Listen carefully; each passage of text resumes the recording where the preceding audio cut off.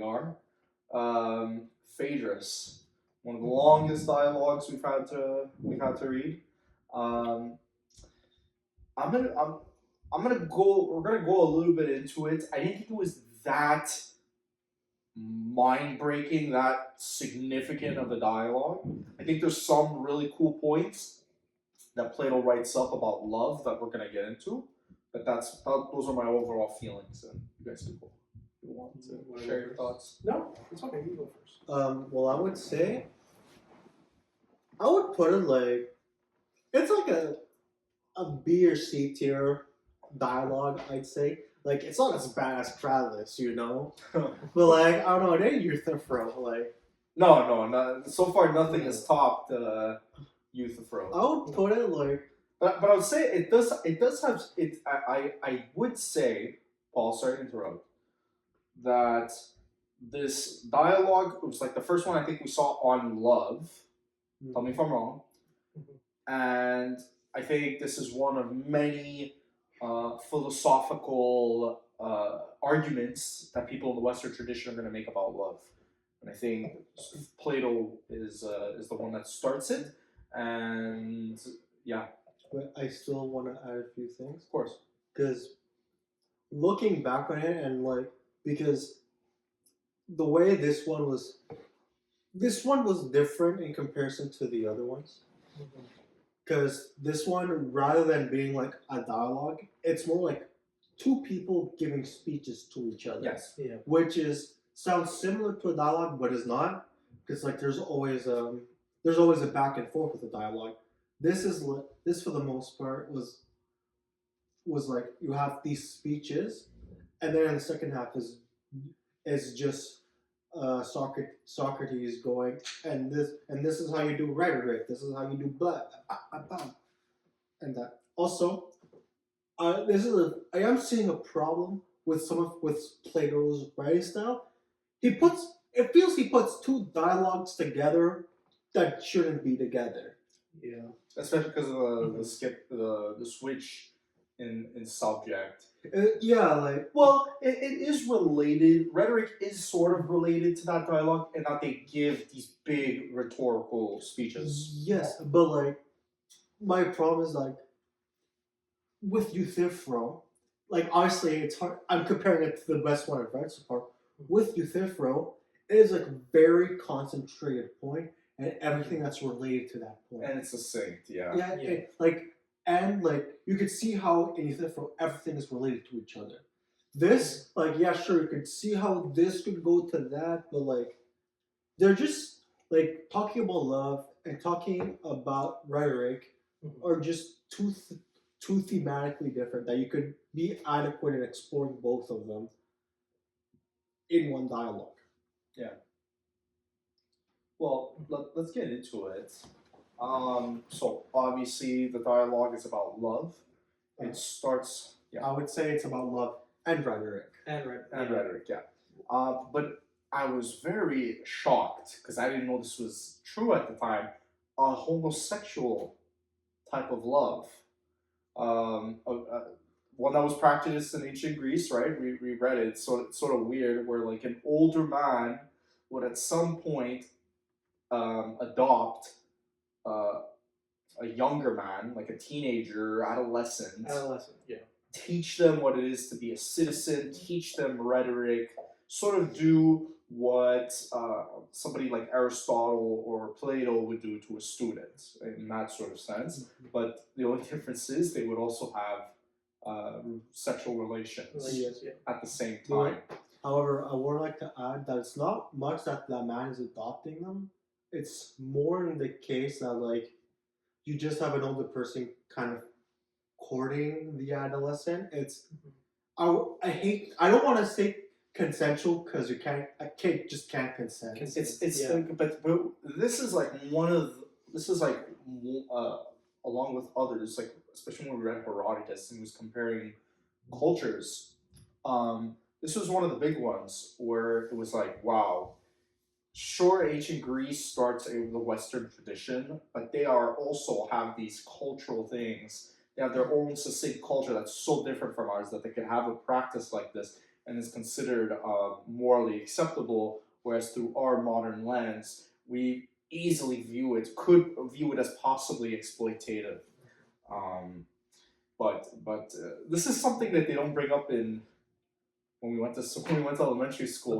Dylan, they Well, did not bring this up. It's a subject that's really hard to bring up with a bunch of younger students. Christian students, Christian mind you. students that, yeah, back in the day, these adults used to groom these younger children. You know, that was just normal. Like, It's a little hard to Well, teach not groom, but at least we could say like they considered this to be morally acceptable. acceptable. like, I don't know, it's hard to bring up the fact that, like, yeah, you know, Leonidas, he's a great guy, he's an amazing commander, and he also fucked kids, you know? Yeah. Socrates, leader of starter of Western philosophy, and he fucked kids. Like, I don't know, how are you gonna tell kids that, oh yeah, they, like, fuck people your age? Well, maybe a bit older, but, He was like, the greatest hero of our time. Anyway, but like, more how, onto his economy. like, again, Yeah, you have to sweep But, that like, under the rug. I'm surprised that they didn't figure that out. But it was kind of hinted at in the first dialogue we've read. Oh, Like, why do you think we're in Carmides? True. He was talking about Carmides, who was like a 15-year-old boy. He's like, man, he's such a beautiful kid. Such a beautiful boy. Yeah. Beautiful. Like, did that not, like, that's true. did you not question something? Did you not question how he kept calling all the teenagers beautiful in every dialogue? That's true. Like, you weren't a bit suspicious? No, I'm gonna be honest. I thought he meant by beautiful. He just meant like strong, healthy, Strong. like a handsome guy. No, I thought you knew that they practice pederasty. That's what it's called. I didn't know either. Well, I knew that kind of thing was going on. It is also something about our culture where calling like a boy beautiful, like, oh, what a beautiful boy, what a beautiful kid. It's always seen in a creepy, negative connotation. Especially for a guy. Yes, Yeah. that's why. Usually it's like, oh, a beautiful girl, a handsome boy. But again, like back then, it's like, it's more of an attraction. So. No, I will say this in case you guys want to like cope and say no, they didn't fuck kids. There's 100% evidence that they fuck kids. And we just assume they do because they kept saying beautiful. Gotcha. Okay. So probably fucked kids, Probably. but not Allegedly. guaranteed. But not guaranteed. Well, maybe not Plato, but it was done in their culture. It was. And it was seen that. No, that's- come on. Probably everyone did. Like probably I everyone. wouldn't say everyone, Paul. Come- Sorry, every adult male. Probably. Maybe. Okay. So all your heroes were So- pedals. So something that we needed to note, right? Because it's a big part of the dialogue to people viewing this. Yeah. But now, so after that, Phaedrus and Socrates get into this spat about love. Phaedrus, at the beginning, he's the first one to give a speech. He's basically reiterating what another famous rhetorician was talking about love. And his argument was that ideally, if you're this adolescent boy and you had to choose between an adult man who loved you or an adult man who didn't love you, right? And in both situations you would have, teaching of citizenship, rhetoric, etc. You're better off going with the one that doesn't love you. Because if you go with the one that loves you, they will constrain you. Their love for you he equates love to like obsession and possession, right? He writes this numerous times. So that's one of the big arguments that keeps repeating in this dialogue is that his love for you would prevent you from talking with other people, becoming more wiser. Let's say you need to go to the gym and get super ripped. He wouldn't let you do that because that's painful, right? And you could even apply this to our modern day where you could have people advocating that, hey, sometimes, with relationships, the people you love, because they love you, they might actually prevent you from achieving higher levels of well-being, higher levels of wisdom, higher levels of success. An example could be, let's say you're trying to be an entrepreneur and your business requires you to do a lot of sales, you're doing a lot of cold calls, you're getting rejected a lot initially. Your boyfriend or girlfriend who loves you might initially tell you to stop doing it because they care for you and they love you and they don't want to see you hurt. But it could be better for you to stick it out, and eventually, once you make a couple sales, your business is going to take off, and you're going to achieve your dreams. For example, so he's making that argument. Socrates hears this argument. He's like, okay. Well, wait, I want. Yeah, sorry, He- Paul. It's not that he hears the argument. He hears the speech, and he's like, "I can do better." I can Yeah. modify it. I can. Yeah. He's like, yeah, sure. Let's say he's right. He's okay, but like, I'm better. Like, I'm a better iteration. Then you have like Sayers is like, bet, say one right now. And he does, and it Yep. goes for like 50 pages, like no, like a here's lot the- of pages. Here's the funny thing though. He starts off with like the same argument, but with a similar argument. But rather than equating that saying that love, that if someone loves you, that they'll be like possessive, he equates love to a form of madness. So Yes, yes. something that's like something that's irrational to a certain extent. Which And- I mean, it is like take for example the amount of people who go back to partners that abuse them Yeah. or treat them just terribly, or just are not a good fit for them. Yeah. But here's the thing. Once he goes there, he stops. He's like, "There's a problem with my diagnosis." He thought, and he's like, "There's a problem with both of our speeches," and it's the fact that remember, for them, love is a god. So to say there's something wrong with love, there's something wrong with the god. Mhm.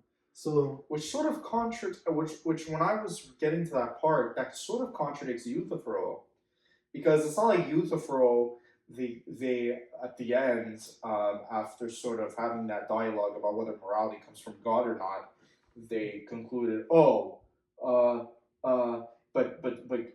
but in our popular culture, we say that morality does come from God. So if we crap on morality, we're crap, or like, you know what I mean? So it's funny that they were almost deconstructing the gods in Euthyphro, but here I feel like Plato and Socrates, I should say, was getting to some sort of point that there's something irrational about love, and maybe we need to mitigate something about it, right? Or maybe you could also probably from that line of thinking just lead to the conclusion that love is inherently bad for you. that Right. is, That's a conclusion they could have landed on, but they don't. but they don't because he just stops in his tracks, remembers that in Greek society we equate love, eros, to God, that and we have to praise the gods. It sort of stops any sort of dialogue from continuing forward, which I thought was interesting. Or from that their line of thinking that they went on from continuing. So then he does a complete 180. He does a complete 180, and this is where the dialogue goes on and on. I don't know if he does this here or at that point, but he talks about like a form of reincarnation and He talks about the heavenly. It sounded like Buddhism. I'm not gonna lie to you, especially because right. So they talk about. but I don't know if this happens before or after he clarifies his point. That's the I think he clarifies this point that way, Paul. Okay. After he reaches the sort of love is God. Actually, we have to reevaluate everything. Actually, love is you should go with the guy that loves you if you're that adolescent kid instead. And here's why. And then they explain back then all the souls were up in heaven, and then an event had occurred that then allowed the souls to descend. But some of the more meaner, nastier souls went into the animals of the world and went back into Oh the no, ground. I know for sure it's off for this face because that point was talking about rhetoric. Oh, okay. I know for sure that had to be after. Rhetoric. Or before rhetoric, you mean? That had to be after love. Okay. That was during rhetoric, because I know for love, he talked that like madness. There's like when you're a person, there's like you have like two horses in front of you. You have the sane one, and the insane one. And I forgot where the rest of that led to. Do you remember? Do you remember, Dylan? I thought it was the idea of basically the soul. You have to control both the horses. Yeah. To, was it? In order to reach heaven, to reach a greater existence or a greater plane. Okay. Okay. So it's Oh yes, that whole long thing about the horses. Yes. Yeah. Okay. And it's basically you have to control your good side, which is your the ego, and then basically the bad side, which is the id. Like the impulse. I really want to do something bad, or I want to do something like that. The idea is you have to control both of those, keep them on a level plane, and then if you live your life in a good fashion, then You you're good to go to the good place. Yeah. then it transitioned to rhetoric, Yes. which again feels like it should have been a different dialogue. So Socrates' take on rhetoric is a little interesting. He thinks that rhetoric should be about truth. What constitutes good rhetoric is the truth.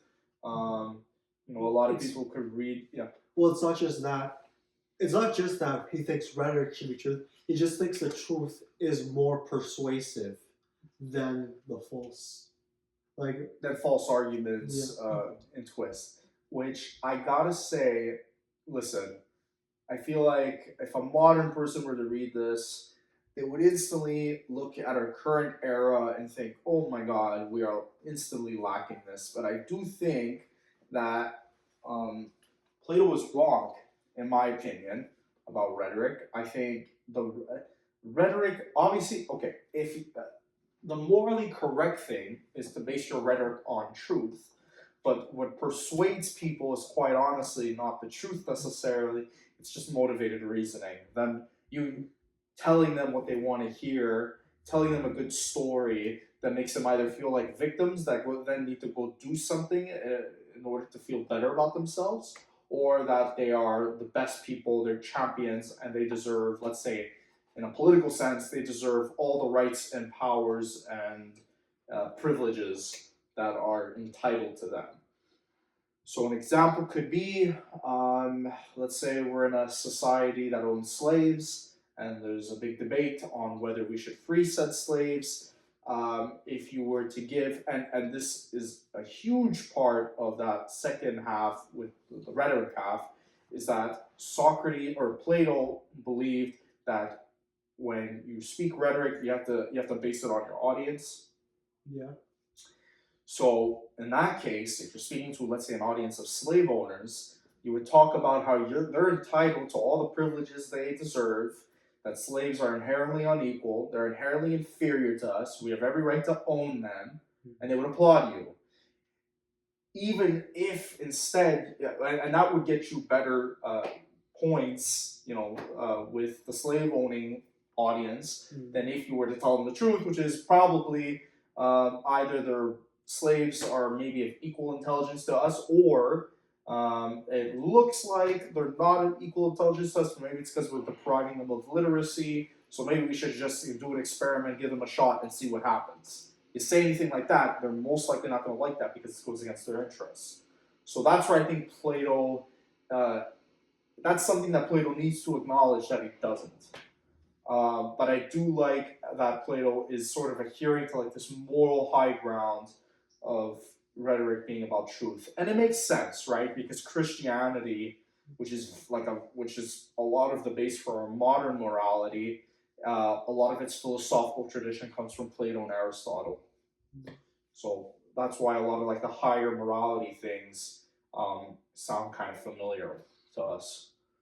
I would also like to say that for him, for Plato / Socrates, it's also a case that it's not because they do believe that if you're like a truthful speech that talks about the truth is just like it's more persuasive, regardless of whether you agree with it or not. He would also add that this is where the reincarnation things applies. So like you have like people who are in heaven, or I guess we could just call it heaven, though maybe it would be Olympus for them.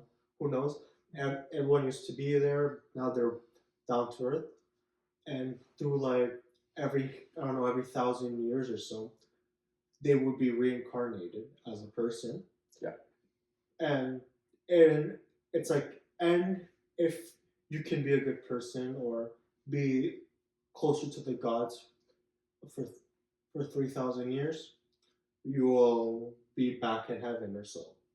And the whole point of him trying to apply rhetoric to that is that for him, rhetoric is inherently philosophical because you have to remember, you have to talk about the ideas. You have to understand the ideas, and through them you get closer to divinity. And for them, he just he would almost say that like by saying what's true, you like improve your soul. It's so interesting as we're reading more and more dialogues. This sort of synonym, the similarity that Plato makes between divinity and morality, right? I think a big reason why philosophical philosophers later on are talking about morality and especially branching off Euthyphro, if morality comes from God or not, is because so much of a lot of the everyday language of society, and therefore, like, it goes when philosophers are writing it, it goes onto the page like that, like divinity and morality are like one and the same, which is interesting. But it's funny that you also mentioned about like rhetoric getting us closer to the gods, because Socrates and I think by instance Plato as well famously argued that writing is terrible for you because it does not allow you to memorize the rhetoric, and thus you are weakening your brain by writing. Again, funny how this is written. Yeah. And funny how that's written, yeah. That Plato wrote it, yeah.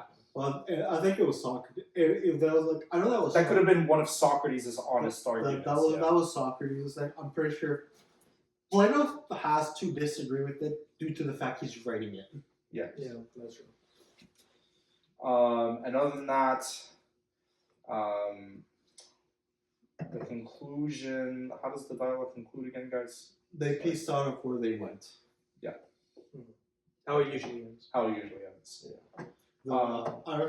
So, any thoughts on the entire dialogue as a whole? Including thoughts. You want to start, Dylan? Dylan, I've spoken a lot. Yeah. Again, I think I enjoyed this more than the last one. I will agree. This one again had more paragraphs, like a lot more speeches, but I think it was more bearable. Like discussing the idea of love, like whether it's better to be with someone you love or don't love, and the comparison that it brings. I do prefer that. I do agree with Paul. I think the fact that there's two like big separate ideas, like the first act was like all about love and then the second one's all about rhetoric. It makes it a little like there's a little bit more to break down. So I think that's what made it tougher to read. But overall, I enjoyed it. I thought it was pretty good. I loved their conversation on love more, the first half. You guys could also let me know or let the audience know what half you guys preferred. I prefer the first half, but it was more significant. It would be interesting afterwards when we read, I forgot the names. It's like Marcus Aurelius. The Stoics? The Stoics, to see if they react to Phaedrus and actually come to a different conclusion. I'm willing to bet, without knowing anything, if they ever talk about love, if the Stoics ever talk about love, they'll probably argue that love is bad. It's a net bad, and you shouldn't have it because it's seen as madness and sort of prevents you from achieving higher level goals or higher level morality, divinity. Like we were saying, from like achieving your way to heaven. I am willing to bet they make that argument. They see the Phaedrus dialogue and they reach a different conclusion from that. Okay, we'll have to note that down. Well, my opinion, I have like the opposite of opinion. I think the second part is more interesting than the first one, because You know, the first one, like it has like a lot of these speeches. They're interesting. They just never interested me that much. It just didn't interest me because like they're just yeah sure they're talking about love, but I think the love that they're talking is too alien us for us to truly understand. Based on the context. That's Like fair. like But you could always just, even though it's that love. What's the name of that love, Paulian? You gave it a name. It was a P. pederasty, Pederasty. but that's a practice, not the love. But yeah, yes. Yeah, well, they talk about like pederastic love, let's say. Let's just call it that. You know what's about pederastic love? We could also equivalently mean it to reflect just love in general.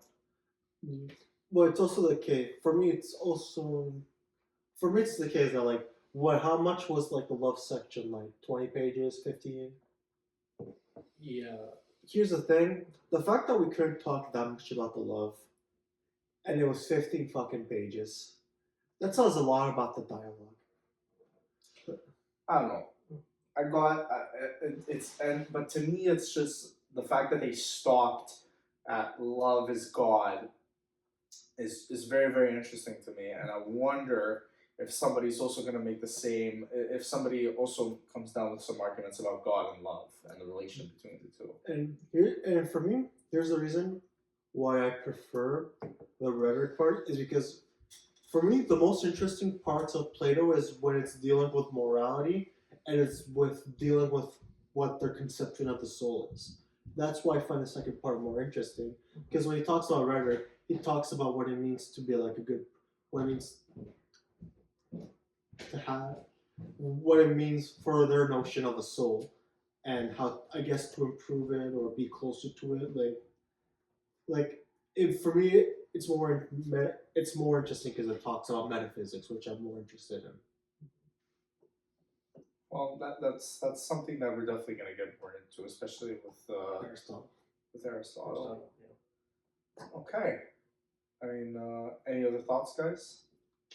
This dialogue's mid. Well, you gave it a B or C, so it makes sense that you call it mid. I Again, would say like B plus. that's generous, man. I'd probably say B again. I wasn't too critical. The speeches always do get to me, but like the speeches are usually like, oh, that's pretty cool, but it is really hard to follow along with. It can be. I will Sometimes, say. yeah. Like here's the thing. It's obviously better than Cratylus, which again, it's for me that Cratylus was almost as bad as like the 2 chapters of the Iliad where it's just the lists. Like I'll never forgive the Iliad for that. Yeah. Still a good epic poem. It's an epic, great, amazing poem. Yeah. But I still do not know to this day that like if I don't know chapter 3 or something, if all those names ever came up again. I still don't know. I don't think they did. Maybe they did. I will never forgive the Iliad for that.